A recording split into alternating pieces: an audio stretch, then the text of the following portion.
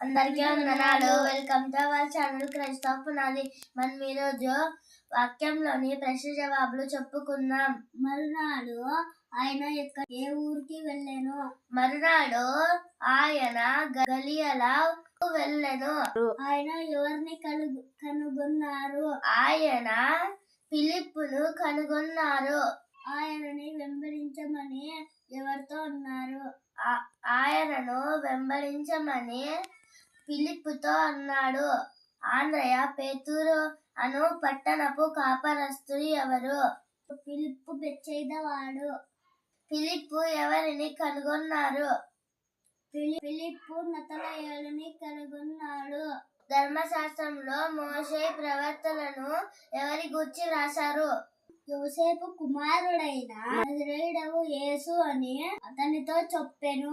యేసు అనే మాటకు అర్థం ఏమిటి? యేసు అనే మాటకు రక్షకుడు అని అర్థము.